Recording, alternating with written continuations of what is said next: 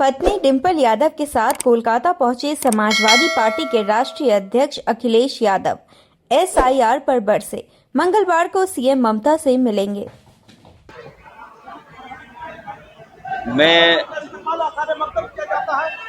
मैं सबसे पहले तो ये कहना चाहता हूँ कि भारतीय जनता पार्टी की एसआईआर की एक्सरसाइज ये वोट बढ़ाने के लिए नहीं है, वोट काटने के लिए है। और जो कॉन्स्टिट्यूशनल बॉडी इलेक्शन कमीशन है, उससे हमेशा ये उम्मीद की जाती है कि वो निष्पक्ष होकर काम करे, जहाँ कहीं शिकायत हो उन शिकायतों को दूर करें। लेकिन इधर ये देखने को मिला है, उत्तर प्रदेश हो, बिहार हो, आपका स्टेट वेस्ट बंगाल हो, जहाँ पर ये देखने को मिलता है ये वोट ज़्यादा काटना चाहते हैं। और जो तरीका अपनाया गया है वोट काटने का, जहाँ पर बीजेपी हार रही है वहाँ वोट काटने का ज़्यादा काम कर रहे हैं। ये नफरतवादी लोग, ये दरारवादी लोग, ये भाजपा और संगी साथी लोग ये नहीं जानते हैं कि बंगाल एक कल्चरल यूनिट है, ये पॉलिटिकल यूनिट नहीं है। बंगाल वो जगह है जहाँ से यूनिवर्सल ह्यूमनिज्म का एक संदेश दिया गया था, प्यार का, कि हम सब एक हैं। वहाँ पर ये नफरतवादी लोग कामयाब नहीं होंगे। दीदी से ईडी हारी और जो पेन ड्राइव के पेन से अभी तक उभर नहीं पाई है भारतीय जनता पार्टी। जो पेन ड्राइव का पेन है उससे उभरी नहीं है भारतीय जनता पार्टी। और दीदी ने ईडी को हरा दिया।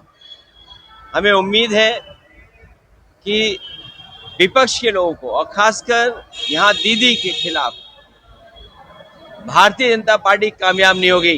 भारतीय जनता पार्टी हारेगी और भारतीय जनता पार्टी सब जानते हैं कि भारतीय जनता हारने वाली है, लेकिन इज्जतदार हारना चाहती है, इज्जत के साथ हारना चाहती है।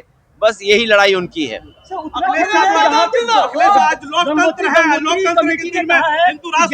बनाने की बात हो रही है, क्या कहते हैं इसके बारे में? ये भारतीय जनता पार्टी के लोग आज किसी और के लिए कह रहे हैं, कल हमारे लिए कहेंगे। हमने तो वो समय भारतीय जनता पार्टी का देखा है जहां पर मुख्यमंत्री आवास को गंगा जल से धो रहे थे। ये क्या भारत में संभव है, हिंदुस्तान में संभव है ये बातें? तो ये नफरत फैलाने का जो इनका तरीका है, ये दरार डालने का जो तरीका है, जो इनका डिवाइड करने की पॉलिटिक्स है, यूपी में भी हारी लोकसभा में, बंगाल में भी इस बार हारने जा रहे हैं ये लोग। आप सीएम से की मुलाकात होगी? आपका मुलाकात होगी। और सर एक बात बता रहे हैं, अभिषेक बनर्जी जो दिन प्रतिदिन रैली कर रहे हैं, जो नजदीक है विधानसभा चुनाव में, क्या सोच रहे हैं कि बंगाल में बीजेपी बहुत बड़ी हार हारने जा रही है। ये नफरतवादी लोग हारेंगे। ये जो बांटने वाली राजनीति करते हैं वो हारने जा रहे हैं। यूपी में करोड़ों लोग का नाम काट दिया गया, जिसमें से समाजवादी के लोग ज्यादा कर रहे हैं, इसके बारे में क्या? ये जो बंगाल में कर रहे हैं उससे ज्यादा यूपी में कर रहे हैं। अगर आपके यहाँ 1 करोड़ वोट कटा है तो हमारे यहाँ 4 करोड़ वोट कटा है। ये कैसे समझदार लोग हैं बीजेपी के लोग। ये अपने आप को कहते हैं कि हम टेक्नोलॉजी को समझते हैं, हम डिजिटल इंडिया बनाना चाहते हैं, लेकिन इनके ऐप में न जाने कितने संशोधन हुए हैं। इनका ही ऐप इनको समझ में नहीं आ रहा है। और कभी मैपिंग, कभी अनमैपिंग। पहले मैपिंग किया तो इतने लोग वोट में आ गए, 1 करोड़ हमारे, फिर अनमैपिंग कर दिया 1 करोड़ वोट। आखिरकार इनको टेक्निकल सपोर्ट कौन दे रहा है? कहीं ऐसा तो नहीं बीजेपी को और इलेक्शन कमीशन को वही लोग टेक्निकल सपोर्ट दे रहे हो जिन्होंने इन्हें कभी इलेक्ट्रोल बॉन्ड दिए हो चंदे के नाम पर। शंकराचार्य का जिस तरीके से माघ मेले में अपमान हुआ, क्या कहते हैं? बीजेपी सनातनी नहीं है। बीजेपी सनातनी नहीं है। बीजेपी को हिंदू धर्म से कोई लेना देना नहीं है। आप बताइए, शंकराचार्य हमारे सबसे बड़े पूजनीय, सबसे सम्मानित, सबसे बड़ी ऊंची प्रतिष्ठा में बैठने वाले लोग, उनके साथ व्यवहार पुलिस ने क्या किया? उनका रथ पुलिस ने धक्का मारा। उनके जो सेवाकार हैं, साथ जो चलते हैं, उनके कितना अपमानित किया इन बीजेपी के लोगों ने। और किस लिए? क्योंकि बीजेपी हर चीज अपने हिसाब से चलाना चाहती है।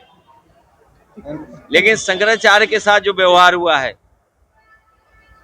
इससे पूरा देश दुखी है। पूरा देश देख रहा है भारतीय जनता पार्टी को कि भारतीय जनता पार्टी का व्यवहार कैसा होता है। जैसा मुस्लिम भाइयों के साथ व्यवहार है, वैसा ही आज शंकराचार्य जी के साथ व्यवहार भारतीय जनता पार्टी ने किया है। दिन भर की ताज़ा तरीन खबरों और ब्रेकिंग न्यूज़ के लिए बने रहिए स्पष्टता न्यूज़ के साथ।